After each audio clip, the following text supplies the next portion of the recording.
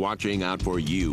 This is Storm Team 8. Well, my kids have their first baseball practice later on this afternoon, and I remember those days growing up in West Michigan with a northwest wind blowing on your face. I'm freezing out in the outfield, and boy, the sting of the bat when it actually makes contact with the ball, oh boy, those are tough practices to endure in games.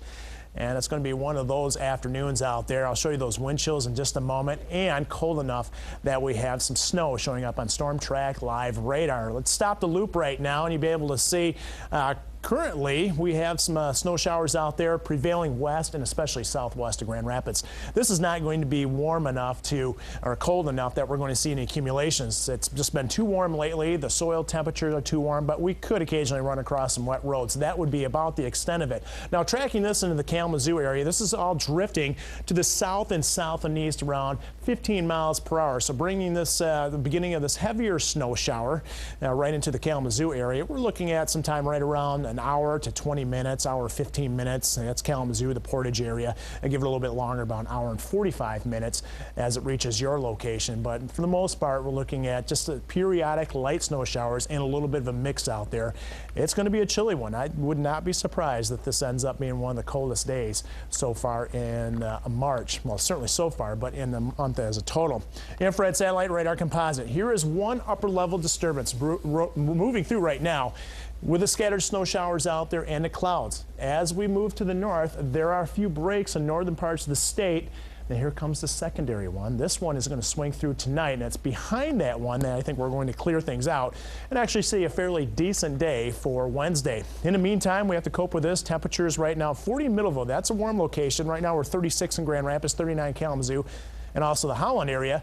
Wind though, and anytime you have a wind on a day like today when it's this cold underneath the clouds, it's going to make it feel colder. Much of the morning we've had wind chills in the 20s, and it's still that way up Big Rapids and Fremont. Right now it feels like 30 in Grand Rapids. Now the wind source is right off to the north and west. You can see how cold temperatures are there, so I really don't think we're going to see much warmer temperatures this afternoon. At best mid 40s. 24-hour forecast will start you out at 6 o'clock. Still a northwest wind out there, 15 to 25 miles an hour. By the way, Whitecaps play again tonight. Boy, that's going to be chilly in the stands.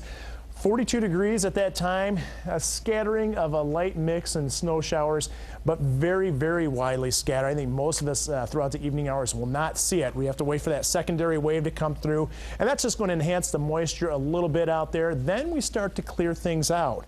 And I think that clearing is going to be slow enough, and we're going to have enough of a wind tonight that will avoid a widespread frost. That's going to be a different story, it looks like, Wednesday night and into Thursday morning. Widespread frost likely. A lot of sunshine, though. Nice little rebound there.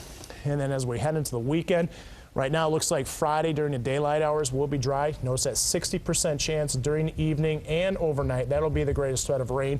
And then we continue that threat through Saturday and Sunday. You know, without a doubt, the models have been really consistent for a wet weekend.